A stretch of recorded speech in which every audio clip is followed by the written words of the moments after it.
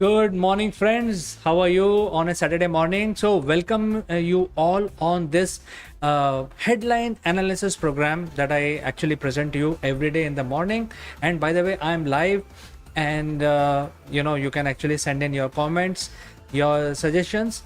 And before we start, I will like to tell you that we have uh, webinar coming up on July 29th at 11 a.m.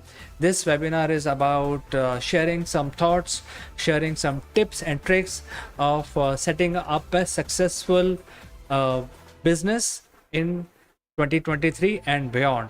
So don't miss out on this. The link about this webinar is given in the description below. So kindly click on that and click on the bell icon, also notify icon, and join this webinar. Don't miss out. All right, so let's begin our news analysis section. And the first news is related to the space flight. Now there is a company in UK. I don't want to basically name the company, but obviously it's a competition for the space flight in addition to other private players like SpaceX, etc. Now this company has it's a UK based company, and they are saying that they have actually have a technology which can reduce the time to travel from Earth to Mars. So currently it takes about 6 to 7 months to reach the surface of Mars, and by the way, it's one way trip to Mars takes about 6 to 7 months. So when you're traveling to Mars for 6 to 7 months, what would you do basically? If you're an astronaut, what would you do? What is the recreation? Will you play games? Will you talk to your will you actually have a video call? Would you sleep? What would you do? So basically you need to make sure that the humans who are traveling to Mars are very well equipped, and they have right kind of activities planned during the journey. And since it's a very, very long journey, extremely long journey, you need to also prepare for the food. So that if you reduce the time of the journey, then the logistics will not be a headache. It will not become a nightmare for the planners. So if it is like 6 to 7 months, that means a longer preparation for the flight has to be made. While probably there will be a cooking regime, there will be exercising, there will be entertainment, all of that. So this company is saying that they can reduce the time to travel to Mars in weeks. They are saying that they will reduce the time from 6 to 7 months to about couple of weeks. And how they will do it, as you can see, I'm reading the news today along with you. They are saying that they have developed a technology which will create the nuclear pulses behind the spaceship, and that will accelerate the spaceship in the forward direction. They are claiming that their spaceship can attain speed of 500,000 miles per hour, which is roughly about 800,000 kilometers per hour, almost equal to a million, hardly 200,000 kilometers, less than a million kilometers per hour. So it's such rapid speed. How it will achieve? Basically, the pulse nuclear engine works on a principle where a small atom bomb is sent outside the spacecraft at the back and then detonated.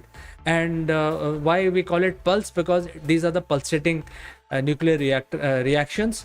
When the small bomb detonates, it actually pushes the spacecraft in the opposite direction, and then after some time you release another bomb to detonate behind the spacecraft, which will push the spacecraft in the forward direction. Over time, the spacecraft will start accelerating at very high speed, and therefore this is a technology which this company is developing. The whole lot of information is not available on this item, simply because once you accelerate to such high speed, and then when you reach near Mars, you need to also decelerate. So what is the strategy for that? Is there another engine on the other side which will start stopping the spacecraft after it has attained a higher speed? So lot of unanswered question in this technology. Also, the use of atom bomb as a propellant is also debatable. Nevertheless, this company is saying that they can reduce, which is a very big plus for a Martian travel. So friends, since I'm live, I will like to know what you feel. Your comments will get displayed here, and I will read your comments and questions, and I will meet you after a very short break, and also promotional messages which will get displayed here. So don't go anywhere, just wait for me with the next item.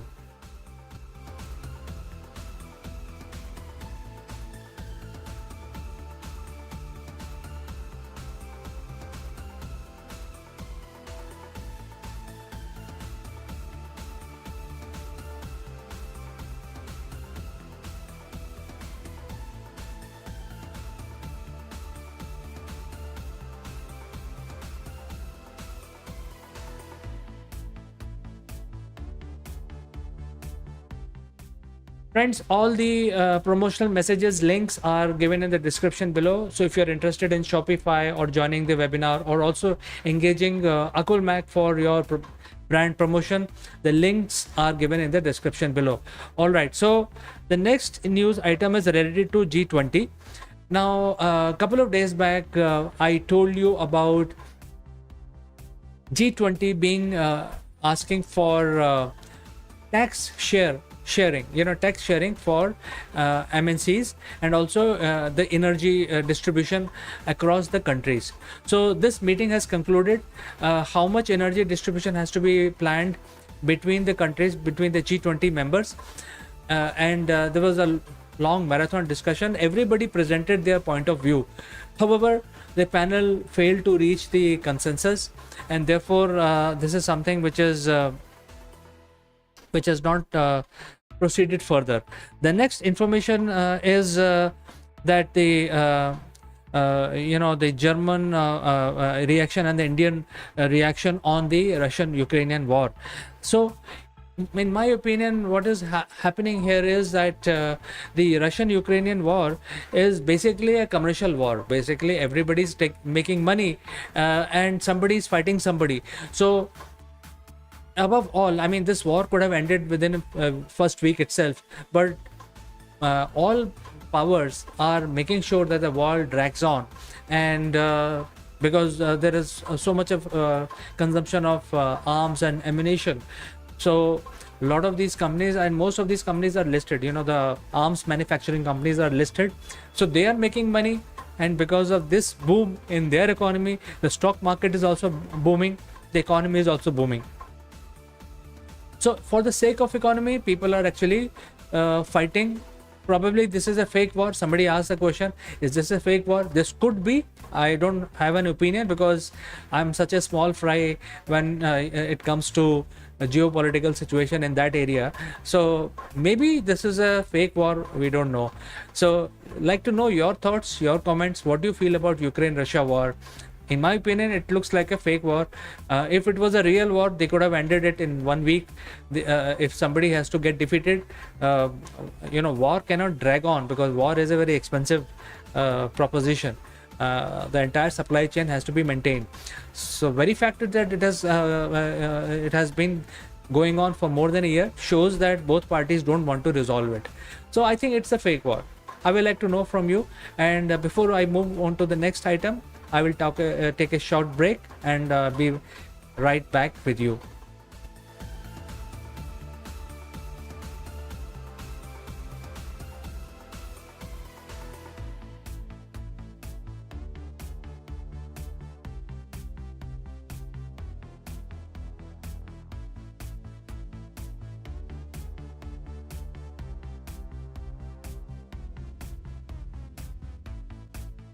All right, friends. So welcome back, and the promotional messages that you just saw, their links are given in the description below. So if you're interested in any of these offerings, you can go down in the description and click on the link below. All right. So moving on, this is regarding the propulsion system of the recent heavy lift vehicle that ISRO has used to launch Chandrayaan 3. Now, this is the heaviest or the largest launch vehicle India has, which rather ISRO has. Now, this launch vehicle has many intrinsic details. It is being powered by a cryogenic engine. The cryogenic engine is developed entirely by India. There is no external help, manufactured by India. And then it also has the solid booster rocket. So up to certain extent, when the rocket is fired, it goes to certain height on the basis of the conventional rockets, which are also known as booster rockets. So if you see the Chandrayaan launch vehicle, you will see the small rockets at the bottom, which is stage 1. The stage 2 is a cryogenic engine, which uses hydrogen and oxygen, liquid hydrogen and liquid oxygen to burn. Now, successful test firing of the Chandrayaan 3 was very important for the future space mission, because you know that the future space mission is Gaganyaan, which is the manned space mission by India, expected in next 1 or 2 years. The date has not been finalized yet, or rather not announced, even if it is finalized. So the Gaganyaan is very eagerly awaited by a lot of Indians, because it's a pride of India, sending the child of India into space, whether a man or a woman, it doesn't matter. A child of India will go into space on Indian spacecraft, and the vehicle has been tested. Now the Indian Vyomnaut, as we call them, instead of calling them astronaut, the Indian space travelers are called Vyomnaut or Gagannaut. So this space launch vehicle is very important, because the human space module or the space capsule will be very large. It will have the life support for humans for survival when they are in the lower Earth orbit, and hence it requires a very heavy, very powerful engine to take Gaganyaan into the space. So that is why this project of Chandrayaan 3 was very important, because not only we were able to successfully send Chandrayaan into space, but also test the heavy lift vehicle by ISRO. So this is something which is very important, and why Chandrayaan 3 is being applauded by almost every country in the world today. All right, so let's see if any other thing.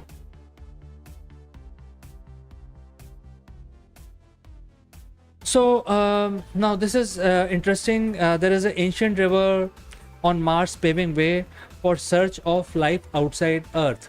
So there has been evidence of river. In fact, this is not a new information. It has been prophesied, or rather based on observation, it has been informed to us for more than 150 years that there are channels on the surface of the Mars. Probably water flows on the surface of the Mars for some time, when the water precipitates into liquid and it flows on the surface, but then disappears quickly because of the low pressure and the adverse condition, which immediately evaporate the water. So even at low temperature, the water evaporates, or rather seeps inside the surface, because the soil of the Martian regolith is a kind of very grainy, just like sand on the Earth. So water actually seeps inside the surface of the Mars. However, if there is water, there is likelihood of finding life or microbial life, at least on the surface of the Mars. Now this microbial life form may be microorganism native to Mars, or have come from outer space on the surface of Mars. That has to be understood. So research on this aspect is going on, and very soon probably scientists will reveal more that they have been able to unearth in last 30 to 40 years. So friends, I will take a short break. Don't go anywhere. I will be right back with you shortly.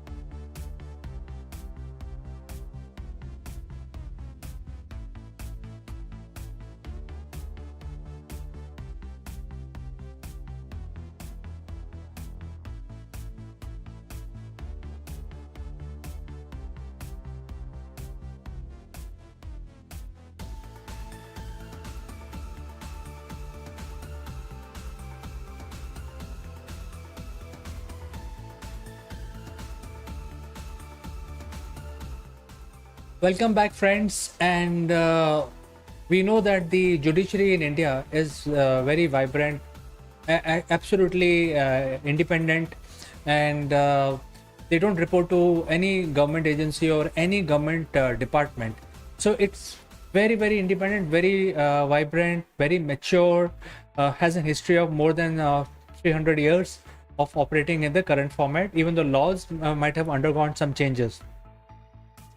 So the center is now seeking appointment of judges into our judicial system. So appointment of judges is basically done by a method of collegium in India.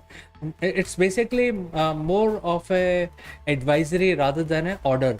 So collegium, even the government has to basically say that these are the people whom they would like to nominate as judges, and the collegium is basically is a group of judges who decide who will come into their pedigree and who will not, and who will come after 3 years or who will come after subsequently. So all that is decided by the collegium. So now the center is now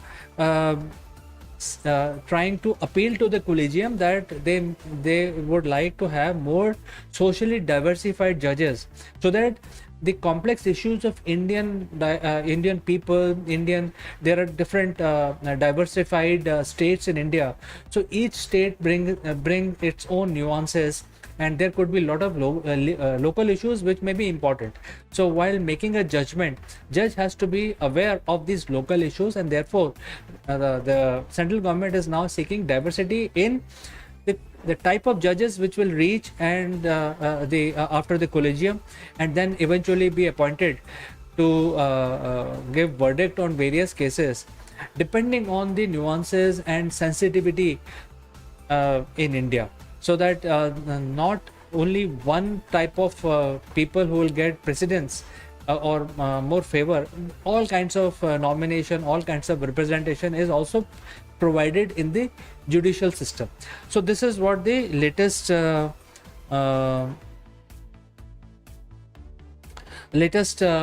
the judicial system. So another information about the judicial case is a very important case, which is a case of Rahul Gandhi, who actually said that Modi's surname is associated with all the bad guys, and because of that he lost his seat to the parliament, because there was a defamation case filed by a lot of people across India who had the surname Modi, well established people who had the surname Modi, and they said that you can't generalize or make a motherhood statement just taking a Modi name, but just because Rahul Gandhi has some score to settle with Prime Minister Modi. So although there was no political party who actually filed any case, but individuals across India filed, and one of those cases were reached its conclusion, and based on the judgment, he has been given a 2 years imprisonment for defamatory remark. So we know all that, but this he has appealed in High Court in Maharashtra. The appeal has been rejected because the verdict has been given according to the law, and now he has now gone to Supreme Court. Now Supreme Court has asked for his reply, basically.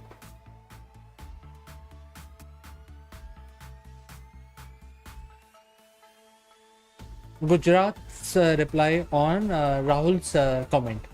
So this is something which is probably will there will be a stay. We don't know, because he's asked for a stay on this judgment by the lower court, by the trial court.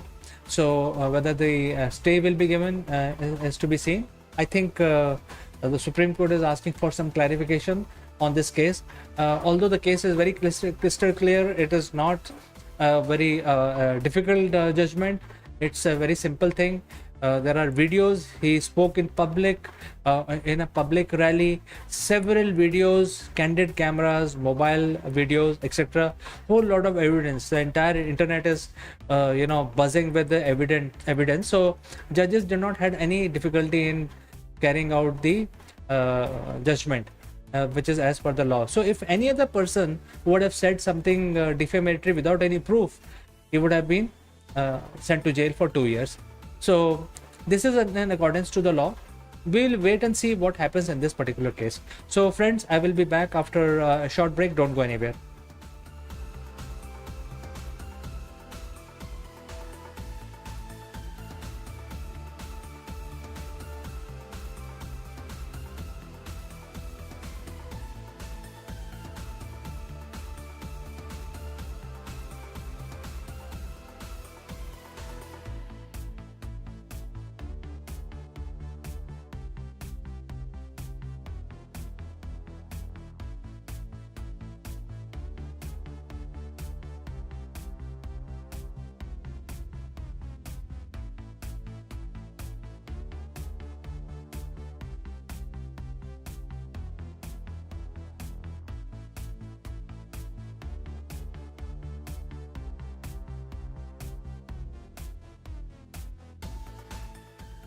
So friends, finally some good news related to tomatoes. So tomatoes price will go down because the latest arrival of the fresh crop of tomato in Maharashtra. So we know that the price escalation of tomato happened because of the unprecedented rains and untimely rain or early arrival of monsoon. And since tomato is actually technically not a vegetable, it's actually a fruit, and it is consumed fresh. In Indian food, it is consumed fresh. So the value of tomato is basically how fresh they are. In fact, you want to hold the tomato in your hand and like to take the best quality tomato. Tomatoes can be eaten raw as a salad, or it can be added to any vegetable while cooking. So it's a very versatile fruit. It's not a vegetable, again I like to say that. And it has to be consumed fresh. So that means you actually cultivate it and immediately bring it to the market, fresh vegetable market, and then it is to be consumed. Anything goes bad, it is thrown.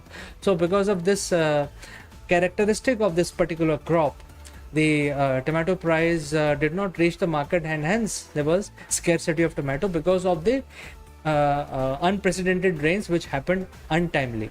So farmers did not know what to do with their tomato crop, which was still not cultivated. It was still in their fields waiting to be cultivated.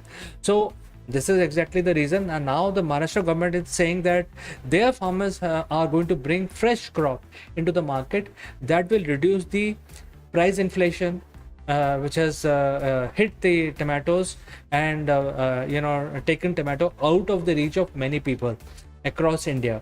So I think we will soon see the price of tomato coming down to reasonable to the reasonable levels. So friends, like to know your comments on this. If you think tomato is important, anything that you would like to add, please feel free to send in your comments. So I will meet you after a short break.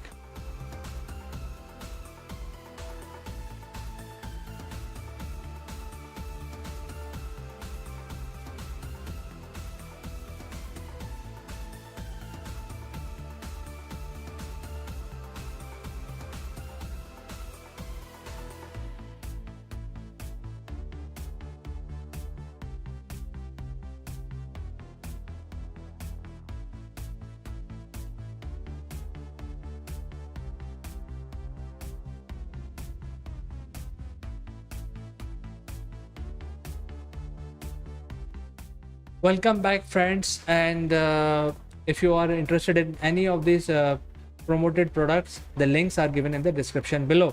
All right, let's move on. Talk about a little bit about politics also. So Parliament monsoon session is on, and it's the maybe second day or third day, but on the second day itself, which is yesterday, no work was done in the parliament. And we know that every minute of the parliament costs so many lakhs of rupees to function. So many people, security, processes, and representative of all over India basically sit out in the parliament, and they basically pass the law and judgment or policies or any new planning. All that is done, anything related to governance is done from the parliament. So if the parliament is not functioning, the money is being spent but it is not being well spent, and so much money, I think, if I'm not mistaken, it takes about 50 to 60 lakhs per minute kind of expense to operate. So if these representative political parties are basically fighting loggerhead with each other, then the parliament is not functioning. So it is not functioning. We all know that. If you switch on the TV, you can see the minute by minute detail. Above all, the whole contentious issue is the Manipur violence. But well, the Manipur violence has been going on for last 30 years. This is not the first time. And both parties are not willing to sit across the table and discuss it out. One party is saying that they are willing to discuss, but other party is actually out on the streets outside the parliament and not discussing it. So basically disruption is happening all across, and on this pretext, the ruling dispensation basically say that okay, the parliament is adjourned, so no work is being done. So strategy would be that the parliament monsoon session will be on till the later part of the first week or early part of the second week in August. So in the lot of work will be done, because in this session there are 31 bills to be discussed and passed, which is related to benefit of people like you and me.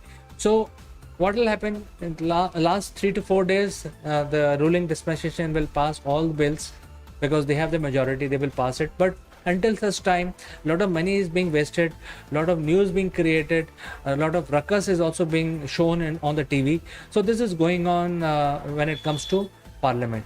Let's find out if anything else is there.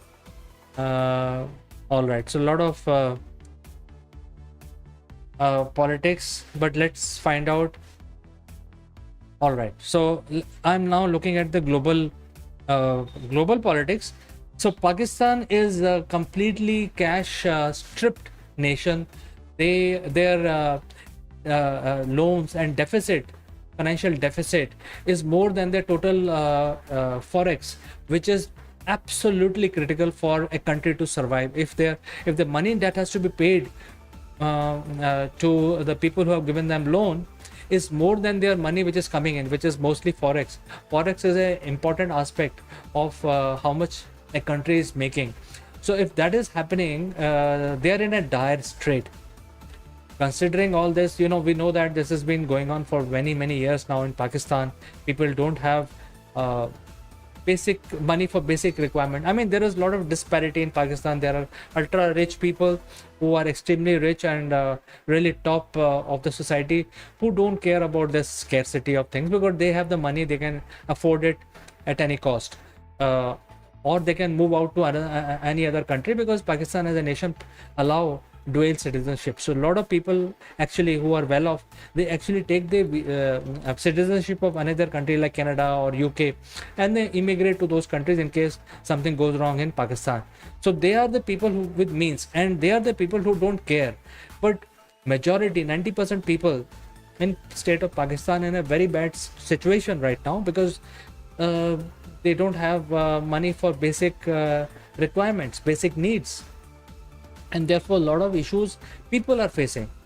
Considering that this decision of Pakistan to privatize the airport for 15 years is not surprising, because ultimately they will privatize and they will have to sell off the government property against their wishes or their ideology. So they have already privatized a lot of road infrastructure. They have also privatized the railway stations. They are now privatizing the airport. Now these are all basically means of raising funds. Now privatizing one airport is not going to raise so much fund to bail out their country. To bail out their country, they will need a miracle. They will have to do some drastic step.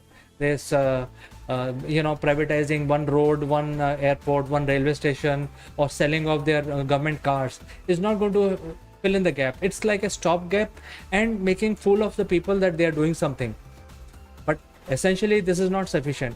So this is something which is happening in Pakistan, and there are a lot of other political news. Let's find out if anything is happening in business. which is worth the while, worth our attention.